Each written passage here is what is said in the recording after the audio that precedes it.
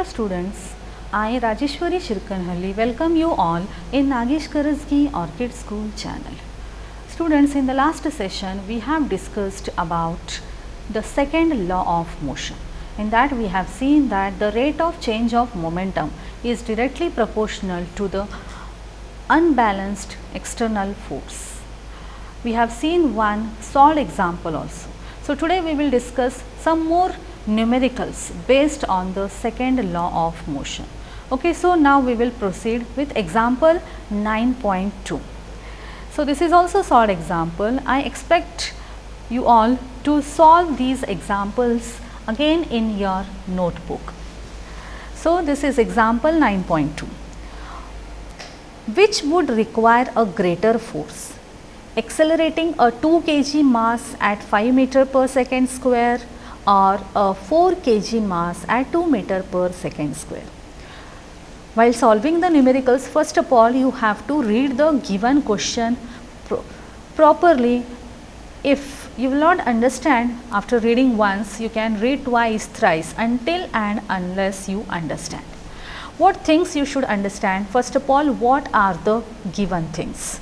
Okay, so while solving, first you have to mention the given things. Then you have to see whether the given physical quantities are in proper unit or not. If they are not in proper unit, you have to go for conversion. You have to convert them in the proper unit, means in SI unit. The third thing which you have to see is what you have to find out. Okay, so that you have to mention that you have to find out the particular physical quantity. The next step is you should know the proper formula, the correct formula. See, sometimes while solving a numerical 2-3 formulae are there, but you should see that which physical quantities are there in that particular formula and whether they are given or not given. If you choose another formula in which the two quantities are not there, then you cannot find out two quantities at a time, isn't it? So you have to use a formula in which only one quantity is unknown, which you are supposed to find out. Okay, so here in this example there are two situations. In first situation, the object is having mass of 2 kg and acceleration 5 ms raised to minus 2. And whereas in the second situation, the object is with mass 4 kg and acceleration is 2 meter per second square.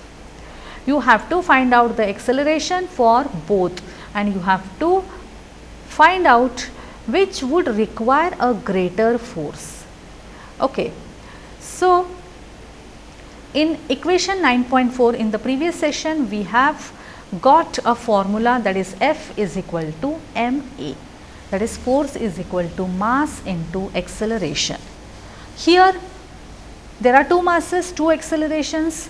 So we will consider those masses as m1 and m2 respectively, and accelerations also a1 and a2 respectively. Okay. So here we have m1 is equal to 2 kg, which is here in the first case, and its acceleration, that is a1, is equal to 5 meter per second square. And similarly m2, that is 4 kg, and its acceleration is a2, that is a2 is equal to 2 meter per second square. Thus we get two formulae. So two forces we will get, we will name them as F1 and F2. So F1, what is F1? m1 a1, and F2 is m2 a2. So first F1.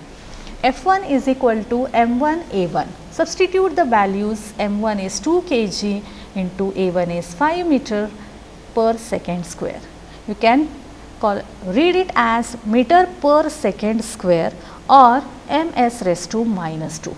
See, meter per second square means what? M upon second square.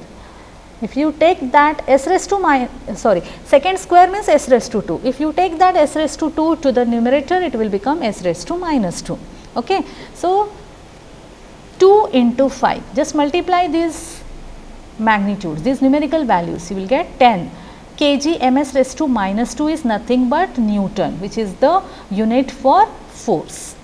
Okay, in the last session we have discussed about it. Similarly, find out F2. What is F2? F2 is equal to m2 A2, that is m2 is 4 kg into A2 is 2 meter per second square, that is 4 into 2 is 8 Newton.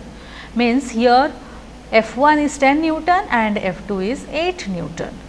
That means this 10 is greater than 8, means F1 is greater than F2.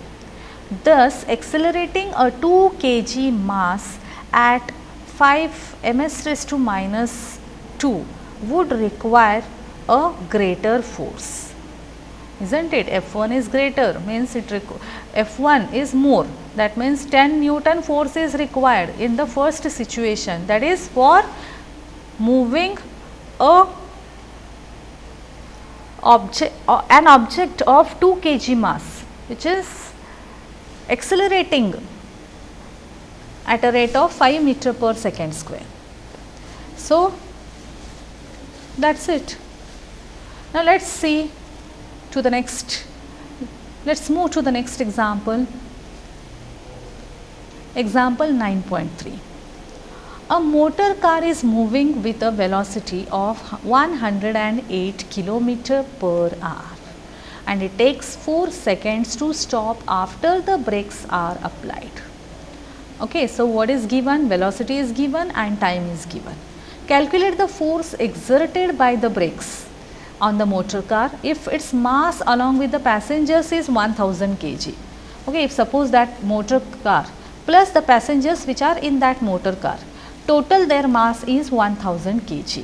What you have to find out? Force. So, first of all write the given things. Solution. The initial velocity of the car is given 108 km per hour.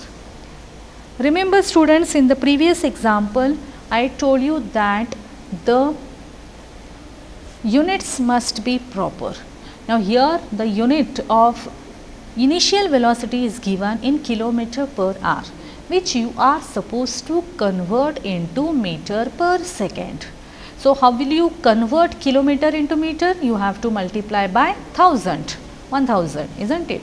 Upon hour, 1 hour to 1 minute, 1 minute to 1 second, means you have to divide this value by 60 into 60, that is 3600. Okay, so you will, after calculating this, you know that 1000 divided by 3600 is nothing but 5 upon 18. So, you can use that shortcut also, 108 into 5 upon 18, just multiply that, you will get 30 meter per second, that is the value of initial velocity. Now, see here, it takes 4 seconds to stop after the brakes are applied, means the motor car gets stopped, that means its final velocity becomes 0. Okay. So, final velocity of the motor car, that is V is equal to 0 ms raised to minus 1. Whenever any object comes to rest, a moving object, if it comes to rest, then its final velocity is 0. The total mass of the motor car along with its passengers is given, that is 1000 kg, and the time taken to stop the motor car is also given, that is t is equal to 4 seconds. Now, from equation 9.5 we have the magnitude of the force applied by the brakes F as F is equal to m into V minus u upon t. Okay, we have discussed this formula already. F is equal to m into V minus u upon t. Substitute all these values, we get F is equal to m is 1000 into V minus u, V is 0 minus u is 30 upon time is 4. So, 1000 into 0 minus 30 means it is minus 30 upon 4. So, what answer you will get? 1000 into minus 30 divided by 4. You can do the cancellation, 4 ones are, then 4 250s are. So, 250 into minus 30, when you calculate you will get minus 7500 kg ms raised to minus 2 or minus 7500 Newton. Now, you must be thinking that how the negative sign is there. So how the force can be negative? This negative sign tells us that the force extended by the brakes is opposite to the direction of motion of the motor car. Isn't it? Here force is applied to stop the motor car. That means here force exerted is in opposite direction of the motion of the motor car. So it is negative. So this is all about example 9.3. Let us move to the next example, that is example 9.4. So see what are the given things and what you are supposed to find out in this. A force of 5 Newton gives a mass m1. Okay, here the force is given 5 Newton and the mass is m1, an acceleration of 10 ms raised to minus 2 and mass m2 an acceleration of 20 ms raised to minus 2. What acceleration would it give if both the masses were tied together? So see, understand the question. Here there are two objects which are having different masses. Okay, so the first object is having the mass m1 and the second object is having the mass m2. Now the first object is accelerating with 10 ms raised to minus 2, that is its a1, and whereas the second mass, that is second object with mass m2 is accelerating with an acceleration of 20 meter per second square. That means it is a2. Okay, so we have m1, m2, we have the values of a1 and a2, force is given. Now what is the question? If this m1 and m2, if this both the masses are tied together, means if suppose there are two objects with m1 and m2 masses respectively, if they are tied together, then what is the total acceleration they give, both the masses together? So let us find out.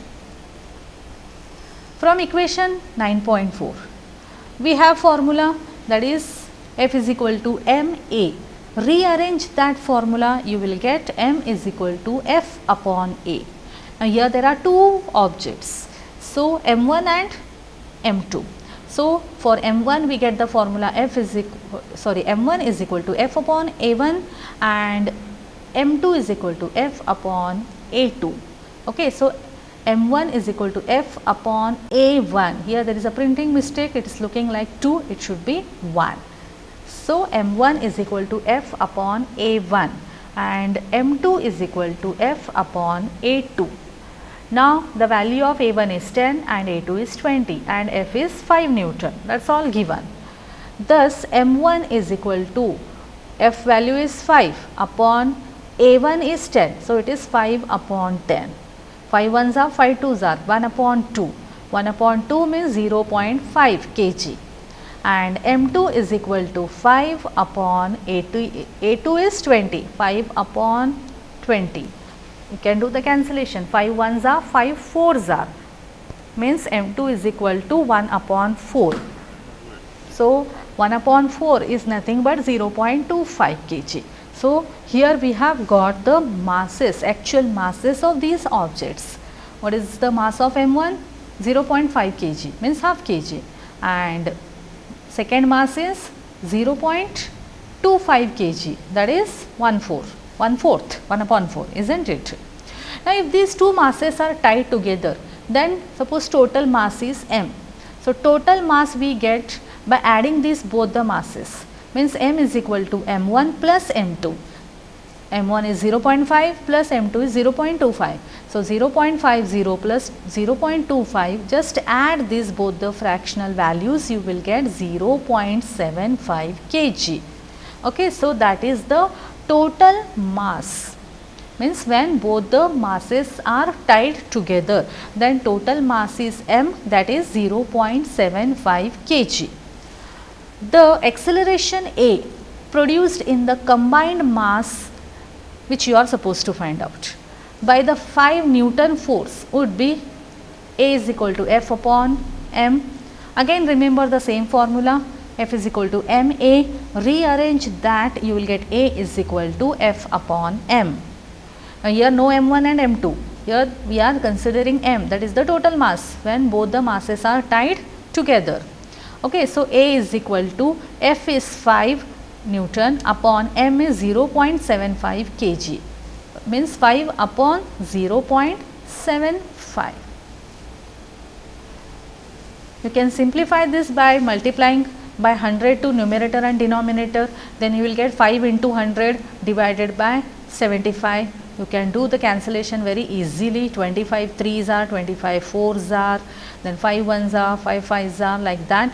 Then very easily, after doing all this cancellation and calculation, you will get the final answer as 6.67 meter per second square. So, A value is 6.67 ms raised to minus 2, means the first object with mass m1, which is 0.5 kg, is accelerating with 10 meter per second square, and the second object with mass m2, that is 0.25 kg, is accelerating with 20 meter per second square. But when these both the masses are together tied, then they accelerate with 6.67 meter per second square. I hope it is all clear to you all. You are supposed to practice the numericals. Now, let us move to the next numerical, that is example 9.5. The velocity time graph of a ball of mass 20 gram moving along with a straight line on a long table is given. So, students, remember the velocity time graph which we have already discussed in the previous chapter, that is chapter number 8, motion. Okay, so this is velocity time graph. Velocity is taken on the y axis, it is in centimeter per second, and time is taken on the x axis, which is in seconds. Okay, so here the velocity time graph of a ball of mass 20 gram. So, here the mass of the ball is given 20 gram, which is moving along a straight line. You can see this is a straight line graph. Along a long table is shown here. How much force does the table exert on the ball to bring it to rest?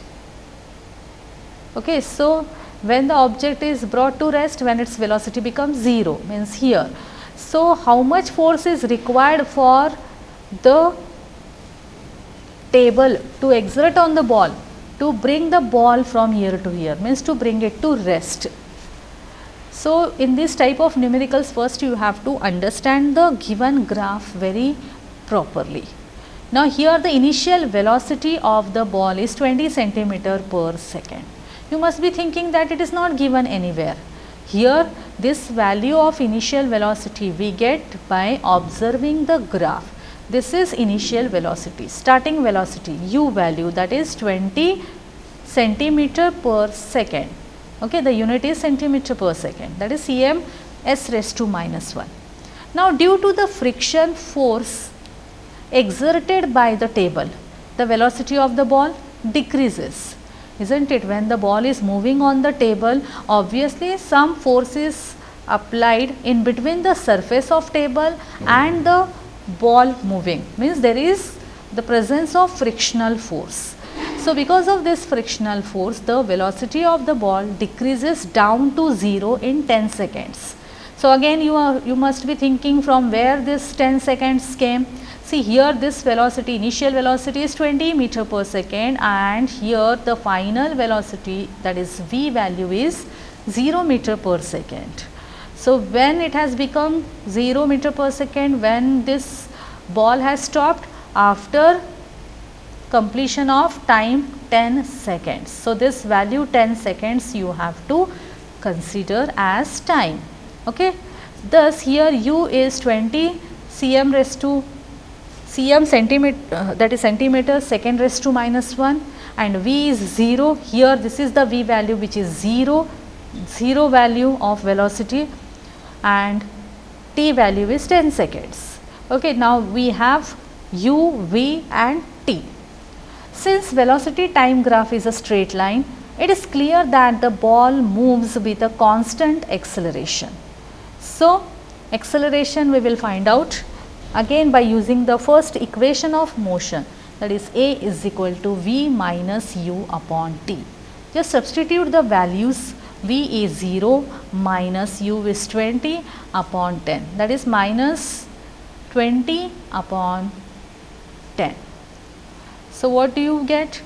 Minus 20 upon 10 means minus 2 centimeter s raised to minus 2 centimeter per second square. A is equal to minus 2 cm s raised to minus 2. Now, the question might have arisen in your mind till now that why here the conversion of the given quantities in a proper unit is not done. Why it is centimeter per second? It should be in meter per second square, isn't it? So, here that is converted. How many centimeters makes 1 meter? Yes, 100 centimeter makes 1 meter. So, minus 2 upon 100, that is minus 0.02 meter per second square, means minus 0.02 ms raised to minus 2, that is the value of acceleration. Now, what you are supposed to find out? The value of force. Here we have just got the value of minus 0.02 ms raised to minus 2. Now, the force exerted on the ball F is equal to ma. This is a very familiar equation now for you all. So, mass is 20 grams, that is already given in the question, upon acceleration is minus 20 gram is given, again it should be in the kilogram. So, divide that 20 by 1000, you will get into kilogram, into A value is minus 0.02 ms raised to minus 2. So, 20 upon 1000, 0 cancel, 2 ones are 2 50s are, means minus 0.02 upon 50. So, after doing that cancellation division, you will get the value of F as minus 0.0004 Newton. The negative sign implies that the frictional force exerted by the table is opposite to the direction of motion of the ball. So, here the ball gets stopped. Why? Because the force is acting in the opposite direction of the motion of the ball. That is why we get F value negative. So, these are some of the numericals which are based on the second law of motion. So, you all are supposed to practice these numericals. Now, let us move to the third law of motion. We have seen the first and second laws. Now, let us discuss about the third law of motion. The first two laws of motion tell us how an applied force changes the motion and provides us with a method of determining the force. Okay, in the first two laws, what we have discussed about the action of force and how it changes the motion of the object, and similarly we have discussed how the force is determined by using the formula F is equal to ma. Now, the third law of motion states that when one object exerts a force on another object, the second object instantaneously exerts a force back on the first. Means, if suppose there are two objects, if one object is exerting a force on the other, then the other object also exerts the force on the previous object. Okay. These two forces are always equal in magnitude, means their numerical values are same, but opposite in direction, but they exert force in opposite direction. These forces act on different objects and never on the same object, isn't it? The first objects exert a force on the second object, and whereas the second object exerts a force on the first object, means here the forces are acting on two different objects, not on the same object.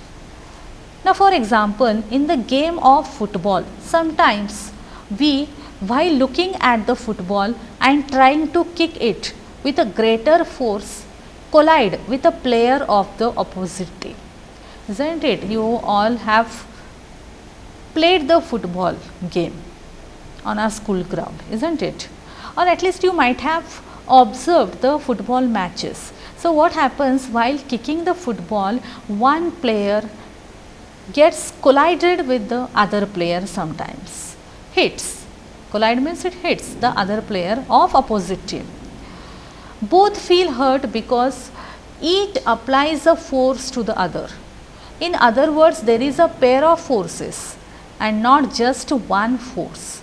Okay, so both the player gets hurt. Why? Because both the players exert force on each other. Means there are two forces acting, not just one force. Okay, so both the players are exerting the forces, means there are a pair of forces acting. The two opposing forces are also known as action and reaction forces. Okay, so the force exerted by one player is known as action, and whereas the other force exerted by the other player is known as reaction. So, they are action and reaction forces.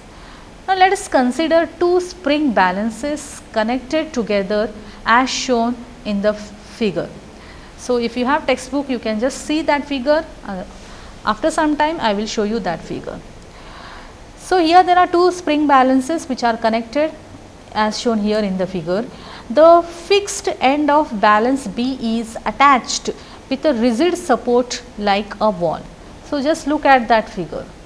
See, these are the two spring balances A and B which are connected together, and this spring balance B is attached to one support. Okay, and the second, that is this spring balance A is held in the hand. Okay. So,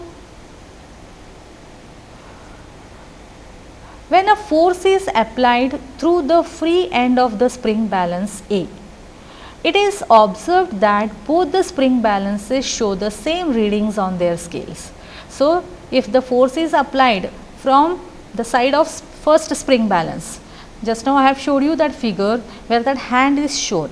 Okay, the force is applied on the spring balance A, but the same readings are seen on the scales of both the spring balances. It means that the force exerted by the spring balance A on the balance B is equal but opposite in direction to the force exerted by the balance B on the balance A. Means here the same force is acting on both the spring balances, but they are in opposite direction. The force which balance A exerts on balance B is called the action. Okay, so this is the force which the spring balance A exerts on spring balance B, and the force of balance B on the balance A is called the reaction. So, what is reaction? It is the force exerted by the spring balance B on the spring balance A. This gives us an alternative statement of the third law of motion, that is, to every action there is an equal and opposite reaction. So, it is very important law, the third law of motion. What it states? To every action there is an equal and opposite reaction. However, it must be remembered that the action and reaction always acts on two different objects, isn't it? Action is acting on one object and the reaction is acting on the other object. So, here the force is acting on two different objects, and action and reaction both are equal, but they are in opposite direction.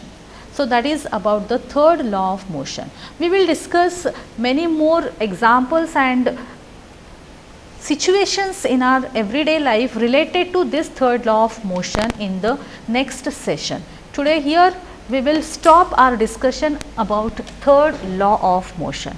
So, students, as you know, today we have discussed the solved examples, they are the numericals, and as I have told that while solving the numericals, what you have to do is, first of all, you have to read the question carefully. If you will not understand in the first time, read twice, thrice, until and unless you understand the question properly. You have to write down what are the given things, and then you have to see whether the units are in a proper required units or not, otherwise you have to go for conversion. You have to convert the units of the given physical quantities in the SI units, and then you have to write down what to find. Then choosing correct formula is very important. Then substitute the values, do the proper calculation, find out the answer and write with correct unit. So follow these steps, then you are able to solve any kind of numerical.